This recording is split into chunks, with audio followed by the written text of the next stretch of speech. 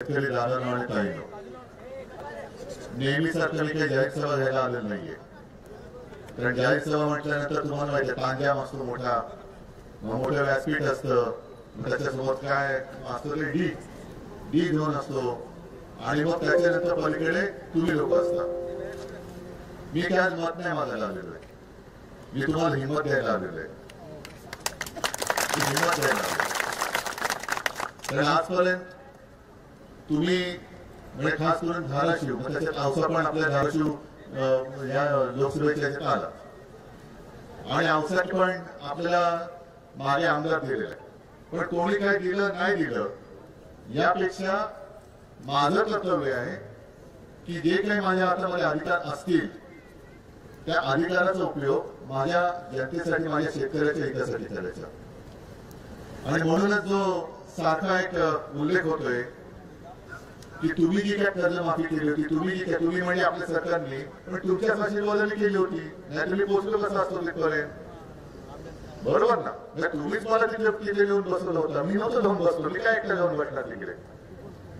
आज आता परिस्थिती अशी आहे की संकट आल्यानंतर सगळे फोटो काढायला येतात, मग त्याचे फोटो लावून मदतीचं कार्य होतं, बरोबर ना? आपल्याला वाटलं म्हणजे आम्हाला शहरामध्ये असं वाटलं अरे बापरे काय मोठं काम चाललेलं इकडे, हा मोठा माणूस दिसतोय, कसला मोठा माणूस.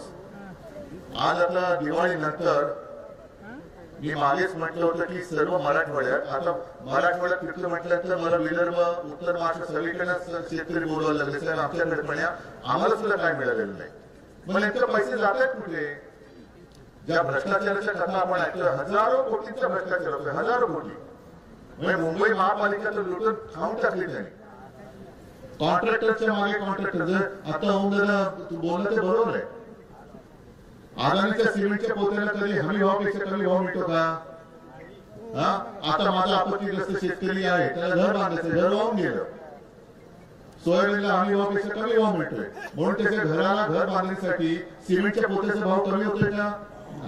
याचे सगळे बघत बच्चे मस्त कमावून आई शहरात राहतात आणि उन्हामध्ये, पावसामध्ये, थंडीमध्ये अक्षरशः आयुष्य उद्ध्वस्त झालेले शेतकरी मरतो, मेहनत करतो आणि तो काय भीक नाही मागत आहे. जर तुमच्या कष्टाला योग्य भाव मिळाला, ज्याला हमी भाव म्हणा, तर तुम्हाला कर्ज फेडण्याची काही चिंता लागेल?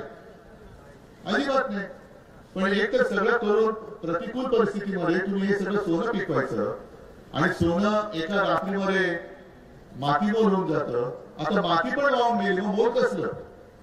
म्हणजे खरडून गेलेली जमीन आहे, त्या जमिनीचं करायचं काय हा प्रश्न पडलेला आहे.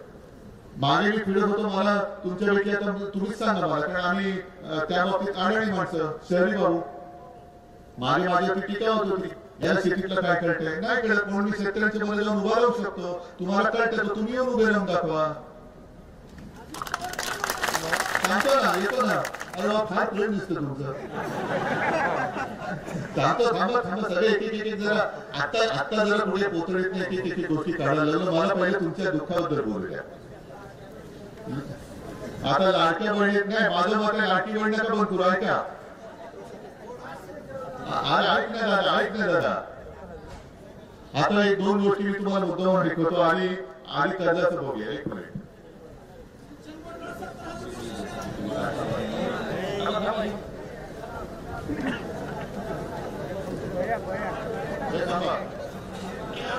शेतकऱ्यांना पूर्ण कर्जमाफी आपण देणार आहोत.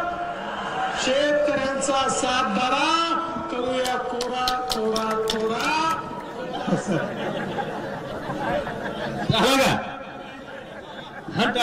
वाजवला नाही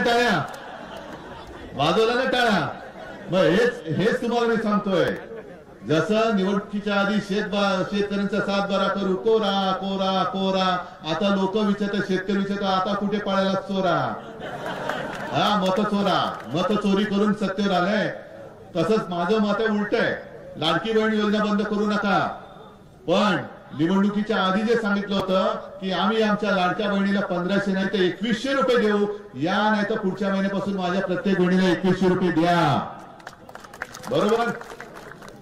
तर आमचं म्हणणं काय, आमचं म्हणणं काय की आता शेतकऱ्याचं जे नुकसान झालं त्यांना भूतो न भविष्यती असं संकट यापूर्वी मराठवाड्याच्या मी अगदी जे वयोवृद्ध शेतकरी आहेत त्यांना मी विचारलं तरी आमच्या आयुष्यात कधी असं संकट आलं नव्हतं, कधीच नाही.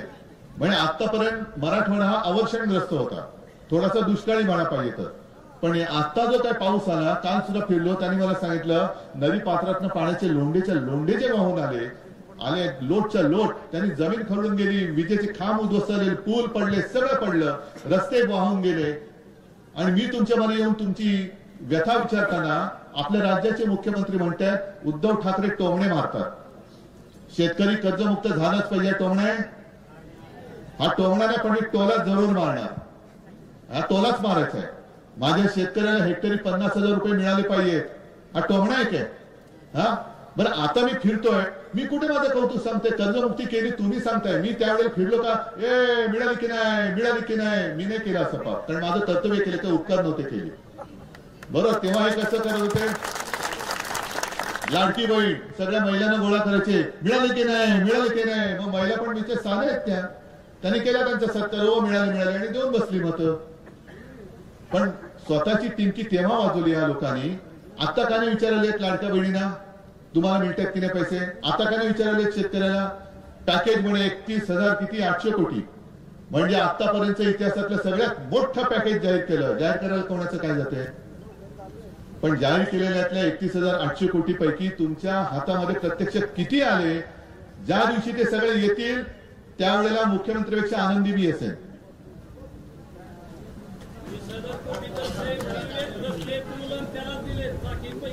म्हणजे कोणाला शेतकऱ्याला दिले का कॉन्ट्रॅक्टरला? विकास याला म्हणतात विकास. शेतकरी मेला तरी चालेल, शेतकऱ्याच्या ओलावरनं मिळतो. आता शक्तीपीठाचा तो आहे तिथे तो प्रश्न, सुपीक जमिनी बिमिनी काही बघत नाही, त्याच्यावरनं रस्ता शेतकऱ्याच्या ओलावरनं रस्ता नाही, शेतकरी मेला तरी चालेल पण माझा कॉन्ट्रॅक्टर मित्र जगला पाहिजे, याला मुख्यमंत्री म्हणतात विकास. आणि आज मी फिरतो तुमच्याकडे, मी फिरायला लागल्यानंतर सगळ्या त्या भाजप त्यांचे सगळे ते मिंदे आहेत, कुबड्या नाही. आता अमित शहा म्हणाले, मी नाही म्हणाल, कुबड्या कोण म्हणाले त्यांना? त्या कुबड्यांना सुद्धा आता फोड आले अंगावरती तरतरीत, आणि म्हणायला या निमित्ताने का होईना पण उद्धव ठाकरे घराबाहेर पडले. मला त्यांना सांगायचं की अहो तुम्ही तुमच्या स्वतःच्या घराकडे पण जरा मध्ये मध्ये बघत जा, पंचायत होते नाही तर. कारण घर सोडून हे कोण मला सांगणार आहे? यानी पक्ष बदलणारी लोक, 50 खोकी घेणारी लोक, सत्तेसाठी दिल्लीत जाऊन मुजरा करावा लागतो यांना वारंवार, घरदार सोडून दिल्लीत जाऊन मुजरा करावा लागतो. आमचे मुख्यमंत्री शेतकऱ्याला पॅकेज मिळाले की नाही विचारण्यापेक्षा बिहारमध्ये जाऊन प्रचार करतायत. म्हणजे ही लोक, यांना जर का मी उद्या मला जर का घरी बसून मी घरी बसून माझा महाराष्ट्र वाचवला, मी घरी बसून माझ्या शेतकऱ्याची कर्जमुक्ती केली, मी घरी बसून माझ्या शेतकऱ्याला आणि गोरगरिबाला शिवभोजन थाळी सुरू करून दिली होती, काय काय केलं होतं? जे तुम्ही म्हणजे ही सगळे भाजप आणि त्यांची पिलावळ दुनियादारी करत फिरतायत, मग तुम्ही फिरून सुद्धा शेतकरी तुमच्या विरुद्ध काय चिडलाय? काय चिडलाय शेतकरी? का तुम्हाला आज शिव्या घालतोय? आणि मी घरी बसून आज पहिल्या प्रथम बाहेर पडलं म्हणत असेल तर हे दुनियादारी करणारी लोक यांना मी बाजार बसवे म्हणतो. हे बाजार बसवे लोक तुम्हाला काय आयुष्यात सुख देणार आहेत? हे बाजार बसवे, बाजार बुडणी लोक इथे सगळे या पक्षात त्या पक्षात, त्या पक्षात त्या पक्षात, म्हणजे जिथे खोके मिळतील तिकडे जात आहेत. पण माझ्या शेतकऱ्याला काय हे सगळे घेऊन बसले 50-50 खोके, आणि जबरदस्त भ्रष्टाचार, जबरदस्त भ्रष्टाचार. आता या सगळ्या गोष्टी मी तुम्हाला मुद्दामून विचारायला आलो. एक तर पॅकेज मधले काही पैसे मिळाले का नाही? मला आता खरं पाहिजे, कारण चॅनेलवरनं चॅनेल हे सगळे जगाला दाखवतोय. पॅकेज मधला एक पैसा मिळाला असेल आनंदाने सांगा मिळाला. खरं सांगायचं, खरडून गेलेल्या जमिनीला काही मिळालं? जी गुरंढोरं वाहून गेली, जनावरं वाहून गेल्या, दुभत्या गायी वाहून गेल्या, बैल वाहून गेले, कोंबड्या वाहून गेल्या, शेळ्या वाहून गेल्या, मुलाबाळांची पुस्तकं वाहून गेली, घरं वाहून गेली, शेतीतली माती वाहून गेली, मिळालं काय? पीक विम्याचे पैसे तर मिळाले ना? अरे नाही कसे? मला तर माझ्याकडे पुरावे आहेत, माझ्याकडे पुरावे आहेत. तुम्ही खोटं बोलताय. ऐका, माझ्याकडे पुरावा आहे. तुम्ही काय म्हणालात आता? 1 रुपया सुद्धा मिळाला नाही, बरोबर ना? अरे ऐक रे दादा, अरे दादा ऐका ना माझं, ऐका ना माझं काय बोलणं ऐका. मी काय म्हणतोय, तुम्ही म्हणते 1 रुपया सुद्धा मिळाला नाही. मी काय म्हणतोय, तुम्ही खोटं बोलताय. अरे ऐक ना, माझ्याकडे पुरावा आहे. अरे 6 रुपये मिळाले तर पुरावा आहे.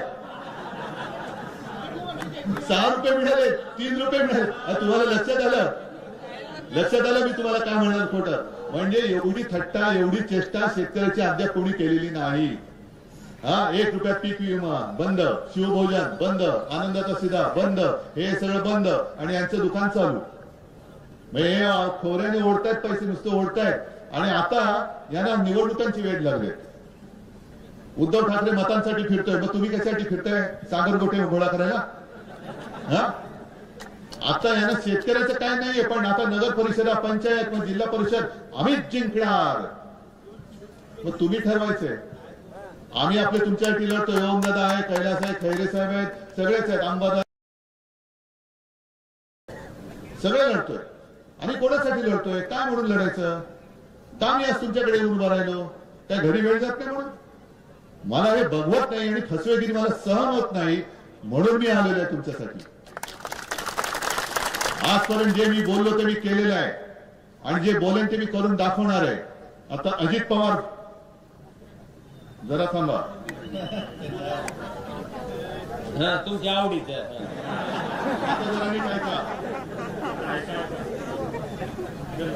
थांबा थांबा थांबा.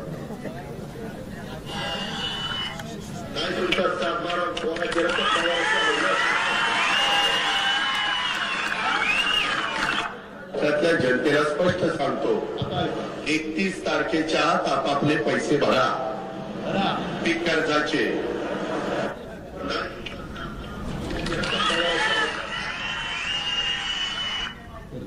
नीट पहिल्यापासून आहे का? नाही तुमचा सातबारा कोणाची रक्कम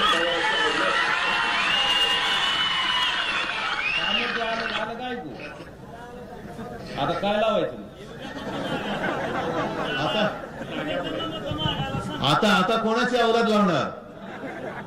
म्हणजे खोटी माणसं एवढे निर्दयी. म्हणजे मी नेहमी सांगतो की दगडाला सुद्धा पाजर फुटेल, पण ह्या निर्दयी निष्ठुर राजकारण्यांना पाजर फुटणार नाही. यांना पाजर तुम्हाला आणि आपल्याला मिळून फोडावं लागेल. परत निवडणुका आल्यात, काहीतरी कोपऱ्याला गोळ लावतील आणि तुम्ही पुन्हा भोळेपणाने. कारण मी काल पण बोललो, माझा शेतकरी भोळा आहे पण मूर्ख नाहीये.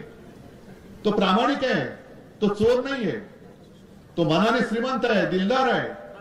एक वेळ स्वतः मेलो तरी चालेल, पण माझी जनता जगली पाहिजे असा हा माझा जगाचा पोशिंदा आहे, अन्नदाता आहे. आता जूनचा यांनी मुहूर्त काढलाय. निवडणुकीच्या वेळेला काय बोलले होते म्हणून मी तुम्हाला ऐकवतो हे, की आमचं सरकार आलं म्हणजे त्यांचं भाजपचं सरकार आलं तर आम्ही शेतकऱ्याचा सातबारा करू, कोरा कोरा कोरा. ठीक आहे, दिले शेतकऱ्यांनी, मत चोरी करून निवडून आले, पण धरून चालत दिलं तुम्ही सगळ्यांनी. पण तेव्हा तुम्ही असं म्हणाला होता की त्यांनी मत मागितली होती की तुम्ही मत मागताय ना, आम्ही योग्य वेळी येताच तुम्हाला मतदान करू. असं तुम्हाला काही निवडीचं स्वातंत्र्य होतं? 1 तारीख जाहीर झाली आणि त्या तारखेला तुम्हाला मतदान करायला लावलं आणि निवडून आल्यानंतर सांगतायत की आम्ही आता योग्य वेळी कर्जमुक्ती करू. आता मुक्ती कधी करणार?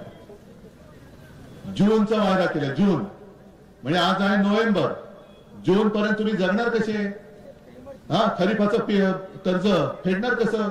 काय हाती लागले तुमच्या? हा रब्बीचं कर्ज मिळणार कसं? गहाण काय टाकणार तुम्ही? खरडून गेलेली जमीन. जा उद्या मी तर म्हणतो ओमदादा एक काम करायचं, आपल्या या विभागातल्या 1-2 शेतकऱ्यांना असे घ्या की खरडून गेलेली जमीन बँकेकडे जायचं आणि सांगायची खरडून गेलेली जमीन माझी गहाण टाकतोय, मला कर्ज दे. देतोय नाही ना? मग आता डोक्यावरती असलेलं कर्ज 30 जूनला जर का हे कर्ज माफ करणार असतील तर आत्ताच्या कर्जाचे हप्ते फेडायचे की नाही फेडायचे? रब्बीचं कर्ज जर तुम्हाला मिळणार असेल तर त्या कर्जाचे हप्ते फेडायचे की नाही फेडायचे? नाही आपण धरून चला 30 जूनला करतील असं धरा, पण आतापर्यंत जे डोक्यावरची कर्ज आहे, सरासरी किती कर्ज आहे तुमच्या डोक्यावर? 1 लाख, 2 लाख, 3 लाख काही आहे. मग ह्या कर्जाचं काय करायचं? 30 जून पर्यंत समजा नाही आम्ही हप्ते भरत, करताय मग? कारण करा मग आपण कशाला फेडू? पण कर्ज फेडायचं म्हटलं तरी देखील आता फेडणार कशाच्या आधारावरती? विकायला आहे काय? सोयाबीन घरात आहे काय? हा, कापूस राहिले शिल्लक? काहीच नाही राहिलेलं. म्हणजे मला थोडंफार जे काय कळतं, अजूनही हमी भाव जाहीर झाला असेल नसेल, पण खरेदी केंद्र ही कधी सुरू होणार? तोपर्यंत व्यापारी बसलेला असतो, तो तुमच्याकडनं स्वस्त दरात घेतो आणि केंद्र उघडल्यानंतर त्या दराने तो विकून टाकतो. मरतो कोण? शेतकरी. सगळ्यांचेच अडचणी आहेत. दूध उत्पादक शेतकऱ्यांची अडचणी आहेत, कांदा, द्राक्ष, फळबागायतदार सगळे, जिरायती, बागायती सगळे. आणि म्हणून मी तुम्हाला खास करून सांगायला आलो, आम्ही तर लढणार. विधिमंडळाचं अधिवेशन सुरू होईल तेव्हा तर आम्ही त्यांना धारेवर धरू, सगळं करू, मोर्चे काढू, रस्त्यावरती उतरून आंदोलन करू. पण तुम्ही एक गोष्टीचा निर्धार करणार आहात की नाही? करणार आहात की नाही? जसं त्यांनी सांगितलं की आमचं म्हणजे त्यांचं सरकार आल्यानंतर आम्ही कर्जमुक्त करू, 7-12 कोरा करू, तुम्ही मतदान करून मोकळे झालात. आता सांगतात योग्य वेळी आम्ही कर्ज माफ करू. आता तुम्ही त्यांना सांगायचं जोपर्यंत आमचं कर्ज माफ होत नाही तोपर्यंत आम्ही महायुतीला मत देत नाही. जा असाल तेव्हा. जोपर्यंत पीक विम्याचे पूर्ण पैसे मिळत नाही तोपर्यंत महायुतीला मतदान करणार. जोपर्यंत हेक्टरी 50,000 रुपये मिळत नाही तोपर्यंत महायुतीला मतदान. हा निर्धार तुम्ही करणारच. मग ताई मंडळी पण करणारच, कारण तुमचं घरदार वाऱ्यावरती पडलंय. आता जसं मगाशी ओमदादांनी सांगितलं की पहिल्यांदा सरसकट सगळ्या महिलांना देत होते 1500.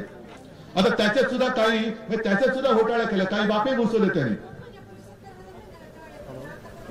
मग